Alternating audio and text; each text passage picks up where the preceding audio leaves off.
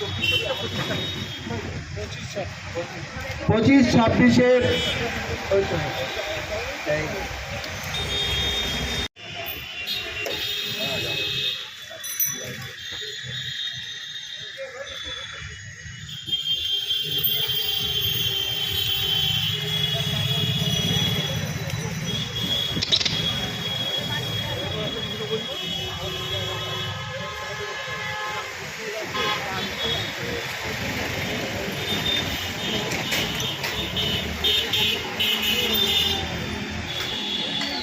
বিশ্বের যে action plan আমরা বিভিন্ন পর্যায়ের ভেতর থেকে উঠিয়ে নিয়ে এসেছি, আজকে সেটা অনুমোদন হবে আপনাদের সামনেই, আমার সকল গ্রামবাসীর সামনেই।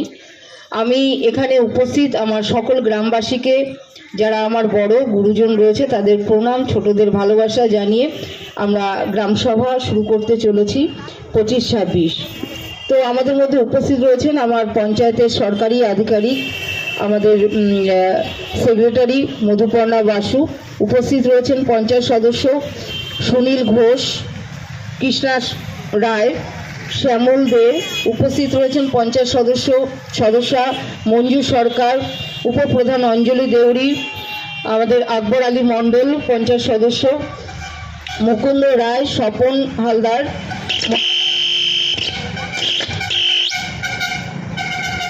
সুরভি হালদার, মণিমালা বিশ্বাস, লিলি দে, মীনা বিশ্বাস, ইন্দ্রাকুণ্ডু বিষ্ণু, বর্ণালী সাধক, সুপ্রিয় দেবনাথ, পরেশচন্দ্র শীল, সিদ্ধার্থ দে, উপস্থিত রয়েছেন বিধান অধিকারী, আমাদের পঞ্চায়েত সদস্য, অলওভার আমার সকল পঞ্চায়েত সদস্য। আমরা যে আমাদের 30টা সংসদ, সেই সংসদের প্রত্যেকেই আজকে এখানে উপস্থিত রয়েছেন। এবং আপনারা জানেন যে আমাদের যে আগামী বছরে যে কাজগুলো করব, আমাদের প্রথম পাড়া বৈঠক, তারপরে গ্রাম সংসদ সভা, এবং বছরে যে 2টো গ্রাম সংসদ সভা হয়, প্রথম পর্যায়ে একটা হয়, এবং ডিসেম্বরে গিয়ে আমাদের ফাইনাল বাজেট এখান থেকে অনুমোদন হয়। আপনারা জানেন যে আপনাদের সঙ্গে আমরা পাড়া বৈঠকের মাধ্যমে আমাদের যে এলাকার যে আমরা ম্যাপ করি, এবং সেখান থেকে বিভিন্ন সমস্যাগুলো পরপর উঠে আসে, এবং যেগুলো ফার্স্ট প্রায়োরিটি সেগুলো আমরা আপনাদের সংসদ মিটিং থেকে তুলে নিয়ে আসি। এবং সেখানে আমাদের প্রত্যেক ডিপার্টমেন্ট থেকে যারা আমাদের এই জিপিটিপির সঙ্গে যুক্ত, প্রত্যেকেই সেখানে যুক্ত থাকে, এবং আমাদের এখানেও তারা উপস্থিত রয়েছেন। এবং আপনাদের কোথাও দেখা গেছে রাস্তার খুব প্রয়োজন আছে, কোথাও দেখা গেছে লাইটের খুব প্রয়োজন আছে, কোথাও দেখা গেছে যে জলের সমস্যা রয়েছে। তো ফার্স্ট প্রায়োরিটি হিসাবে আমরা যে কাজগুলো আজকে তুলে এনেছি, এবং সেগুলোই আজকে আপনাদের সামনে আমাদের সেক্রেটারি ম্যাডাম পড়ে শোনাবে। তার আগে আমি বলবো যে আপনারা এই যে গ্রাম সংসদ সভা থেকে আজকে গ্রাম সভা, আপনাদের কাছ থেকে যে আগামী বছরে যে কাজগুলো করব সেই যে অনুমোদন নেব, এবং আপনারা যে সহযোগিতা হাত বাড়িয়ে দিয়েছেন। কারণ দেখুন, একজন জনপ্রতিনিধি তার পার্টে সে কাজ করে, কিন্তু সে একা কোনো সিদ্ধান্ত নিতে পারে না, কারণ আপনারা তাকে নির্বাচিত করেছেন। তাই আপনাদের মতামত নিয়ে যেটা সবথেকে আগে প্রয়োজন, প্রয়োজন, সেটা আপনারা সিদ্ধান্ত করে আমার মেম্বারদের কাছে তুলে দিয়েছেন, এবং সেই হিসাবে মেম্বার তার ফার্স্ট প্রায়োরিটি হিসাবে আমাদের কাছে সেই কাজগুলো তুলে দিয়েছে। এটা মূলত আমাদের আগামী আর্থিক বছরে যে কাজগুলো আমরা করতে চলেছি, এবং তার জন্য যে আনুমানিক একটা বাজেট ধরা হয় বা অর্থ আমরা ধরে রাখি, সেটাই মূলত এই বার্ষিক সভায় আমরা জনগণের কাছে আমরা অনুমোদন করিয়ে নিই।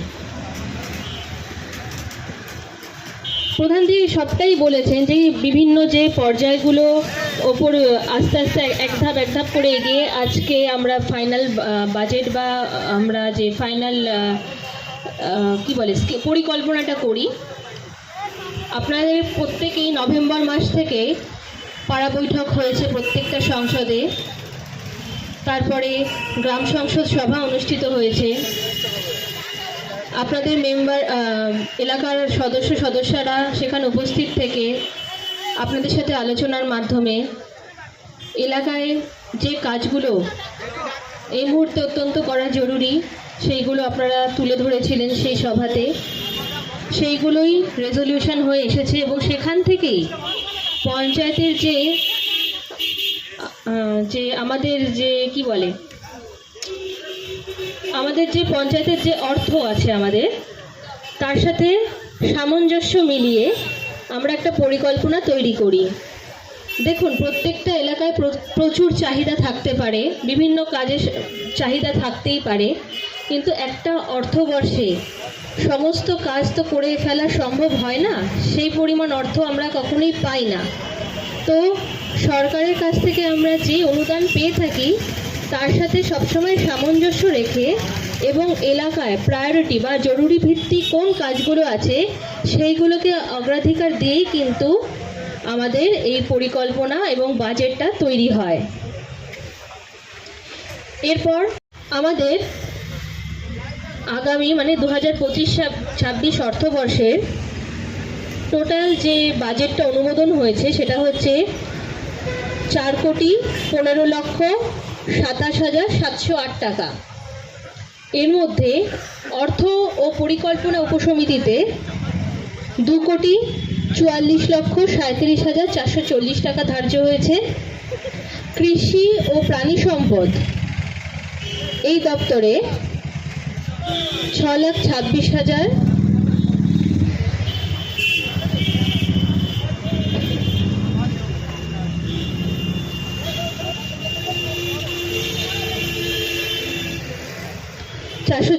টাকা। শিক্ষা ও জনস্বাস্থ্যে 23,42,556 টাকা। নারী শিশু উন্নয়ন ও সমাজ কল্যাণ দপ্তরে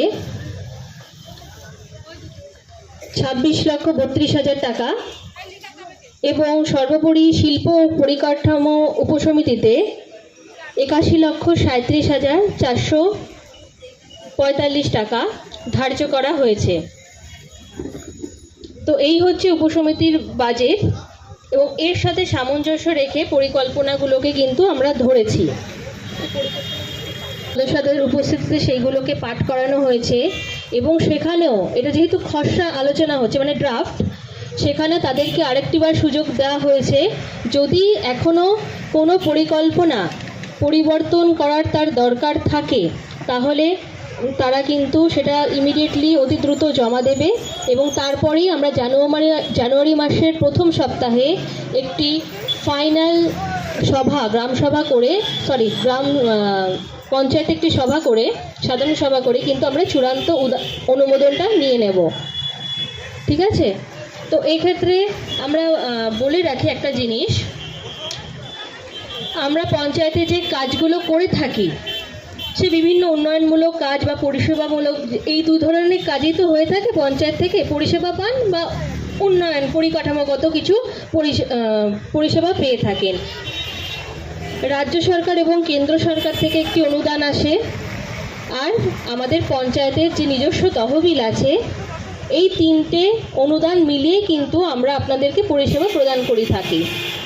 এবার রাজ্য এবং কেন্দ্র সরকার থেকে যে অনুদানটা আসে সেটা কিন্তু সব গ্রাম পঞ্চায়েত সমানভাবে পায় না, তারও কিন্তু একটা মাপকাঠি আছে। এমনি কিন্তু আমরা অনুদানগুলো পেয়ে যাচ্ছি না। আমাদের রীতিমতো তাদের অনুদানটা পূর্ববর্তী যে অনুদানটা পেয়েছি সেটা সঠিক কাজে সঠিকভাবে আমরা রূপায়ণ করতে পেরেছি কিনা এবং অন্যান্য পরিষেবাগুলো আমরা সঠিক সময়ে জনগণকে দিতে পারছি কিনা, এইগুলোর উপর কিন্তু নির্ভর করে আমাদের রীতিমতো একটি পরীক্ষা দিয়ে কিন্তু এই অনুদানটা পেতে হয়। খুব সহজ কাজ নয় সঠিক সময়ে সঠিক কাজ করাটা। একটা বিচার্য বিষয়, সবাই ভালো করে শুনবে।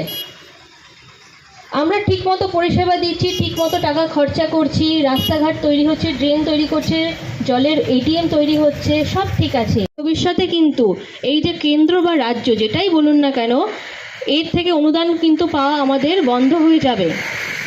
কারণ এখন যে সিস্টেমে আমরা প্রতিটি গ্রাম পঞ্চায়েত অনুদানের উপর ভিত্তি করে আমরা সম্পদ বা অ্যাসেট তৈরি করছি, সেই অ্যাসেটগুলোকে কাজে লাগিয়ে যাতে আমরা নিজস্ব তহবিলটাকে এরকমভাবে বাড়াতে পারি যাতে আমাদের পরবর্তীতে নিজের তহবিল থেকেই আমরা যেন পরিষেবা এবং পরিকাঠামো মানে উন্নয়নমূলক পরিকাঠামো করতে পারি।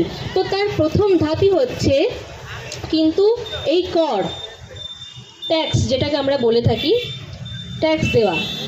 যদি আমরা ট্যাক্সটা বিগত বছরের তুলনায় যদি আমরা আজকে এই বছর বেশি না তুলতে পারি বা কালেকশন না করতে পারি, তাহলে প্রথমেই কিন্তু আমরা পিছিয়ে পড়লাম। তো জনগণ পরিষেবার খাতে ব্যবহার করা হয়। এই যে ধরুন আজকে আমরা গ্রাম সভা করছি, এই যে আয়োজনটা দেখছেন, এই যে সামান্য আপনারা যদি পরিষেবা পেতে চান তাহলে পঞ্চায়েত তো কোনোভাবে টাকা জেনারেট করতে পারে না, আপনাদের অনুদানের টাকা থেকেই কিন্তু আমরা আপনাদেরকেই সে পরিষেবাটা দিয়ে থাকি। তো সবাইকে অনুরোধ করব এবং এখানে আমার মঞ্চে মেম্বার্সরা উপস্থিত আছেন, আপনারাও এলাকায় গিয়ে আপনাদের যে পাড়া প্রতিবেশী আছে তাদেরকে বলবেন যাতে সঠিক সময়ে তারা যেন করটা তারা দিয়ে যান। এবং পঞ্চায়েত থেকে যে করটা ধার্য করা হয় সেটা কিন্তু সরকারের ধার্য করা। এটা বলতে বাধ্য হচ্ছি, জনগণের কথায় মাথা রেখে এত বছর ধরে, এটা শুধু আমাদের পঞ্চায়েত না, সব পঞ্চায়েতে করে থাকে, তারা কিন্তু সরকারের যে ধার্য যে একটা মানে ফিয়ের কাঠামো তার থেকে কিন্তু খুবই কম টাকা ধার্য করে, সেটা জনগণের কথা মাথায় রেখে। কিন্তু এখন অনলাইনে চলে এসছে, আপনারা কিছুদিন পর হয়তো আরও ভালোভাবে জানতে পারবেন, সেখানে কিন্তু সরকার নির্ধারিত যে ট্যাক্স আছে বা তার যে একটা কী বলে ওটাকে ফর্মুলা আছে, সেই ফর্মুলা মেনে কিন্তু আপনাদেরকে ট্যাক্স প্রদান করতে হবে। বাসিন্দারা প্রত্যেককে আমার পক্ষ থেকে নমস্কার জানিয়ে দু একটা কথা বলি। বিস্তারিত সবটাই প্রধান এবং সেক্রেটারি ম্যাডাম সবটাই তুলে ধরেছেন, শুধু আমি দু একটা কথা বলি যে আমরা গ্রাম অঞ্চলে বসবাস করলেও হয়তো আমাদের আশা থাকে যে শহর অঞ্চলের মতন পরিষেবা নেওয়ার কথা, পরিষেবা পাওয়ার কথা, কিন্তু আমার অঞ্চলটা কিন্তু গ্রাম, এটা মাথায় ভেবে রাখতে হবে। গ্রামের মানুষ হয়তো চাইছেন, যেহেতু আমাদের তিন দিকটাই কিন্তু মিউনিসিপ্যালিটিতে ঘেরা আছে, যার ফলে আমাদের মেম্বারদেরও খুব কৈফিয়ত দিতে হয় জনগণের কাছে যে আশেপাশে এত পরিষ্কার পরিচ্ছন্নতা থাকছে, আমার গ্রাম পঞ্চায়েতে হচ্ছে না কেন। দেখুন, পৌরসভার সঙ্গে গ্রাম পঞ্চায়েতের মিল বা অমিলের অনেক ফেরাক আছে। ওটা একটা অটোনমাস বডি, তো এটা গ্রাম পঞ্চায়েত সরাসরি রাজ্য সরকারের, এটা মাথায় রাখতে হবে। এবং গ্রাম পঞ্চায়েতটা চালাই রাজ্য সরকার দ্বারা পরিচালিত। সেই জন্য গ্রাম পঞ্চায়েতকে দাঁড়াতে গেলে গ্রামের মানুষকে সচেতন হতে হবে। গ্রাম পঞ্চায়েতকে যদি নিজের পায়ে দাঁড়াতে হয় তাহলে কিন্তু আমাদেরকেই এগিয়ে আসতে হয়। হয়তো মঞ্চে থেকে বলছি আমি, ঠিক আপনাদের জায়গায় দাঁড়িয়ে থাকলে আমি এ কথাই বলতাম, আমাদেরকে কিন্তু এগিয়ে আসতে হবে গ্রাম পঞ্চায়েতের কাছে। মাননীয় দীপা পাইক মহাশয়, উপপ্রধান অঞ্জলি দেবী মহাশয় উপস্থিত আছেন, আমাদের মুখপর্ণা বসু আমাদের যিনি সচিব, এবং সমস্ত মেম্বার আছে আমাদের এই আজকের উপস্থিত, এবং আছেন আপনারা আপামর জনতা এই গ্রামের। যদিও আমাদের অনুষ্ঠানটা আমাদের একটু, যেহেতু আমাদের এখন জাতীয় পতাকা আমাদের অর্ধনমিত আছে, আমাদের জাতীয় শোকগীতা চলছে, মনমোহন সিং মারা গেছে, প্রাক্তন প্রধানমন্ত্রী, সেই অনুষ্ঠানটা ছোট করে করতে বলা হয়েছিল বলে আমরা করছি, নাহলে আরও অনুষ্ঠান ছিল। আপনাদের বিস্তারিত বলেছিলাম, আমাদের সেক্রেটারি ম্যাডাম বলেছে একটা টাকার কথা বলে, ঘরের কথা আমাদের সুনীলদাও বললো সে ব্যাপারটা জায়গা দাঁড়িয়ে আপনারা সমস্ত কিছু এমনভাবে কিছু লুকাবেন না যেটা আপনার পরে তো অবশ্যই অসুবিধা হতে পারে। যে এই যে ট্যাক্সের ব্যাপার অনলাইনে চালু হবে, যারা দেয়নি অনেকে বাকি আছে সব কিছু, কিন্তু সব ধরা পড়ে যাবে, কারণ অনলাইনের মধ্যে এখন সমস্ত কিছু হচ্ছে, ট্রেড লাইসেন্স হচ্ছে, পঞ্চায়েতের থেকে এখন অনেক কিছু মানুষের সুবিধা করে দিয়েছে। সেই জায়গায় দাঁড়িয়ে আপনারা কোনো কিছু লুকাবেন না, আপনাদের যেটা ধার্য মূল্য ধরা আছে জমির ভ্যালুয়েশন করবেন, সেটা আপনি নিস্তার পাবেন, আপনি পড়তে ভুগতে হবে না। কারণ আপনি ভ্যালুয়েশন আছে 10 লাখ টাকা, আপনি ভ্যালুয়েশন দেওয়া আছে 2 লাখ টাকা, সেই জায়গায় দাঁড়িয়ে কিন্তু আপনারা কিন্তু পস্তাবেন, অনেক কিছু ব্যাপার আছে। কারণ সরকারি নিয়ম অনুযায়ী আমরা করলে কি হয়, ট্যাক্সটা ভালো মতো করলে আমাদের ডেভেলপ করতে সুবিধা হয়, আমরা মানুষের পাশে উন্নয়ন করতে পারি, আরও রাজ্যকে আমরা আরও উন্নতিশীল জায়গায় নিতে পারি। ভারতবর্ষটার উন্নয়নের মানচিত্র এদের পশ্চিমবঙ্গ। আমাদের মধ্যে বক্তব্য রাখলেন আমাদের পঞ্চায়েত সদস্য বিদ্যুৎ পাল, সুনীল দা।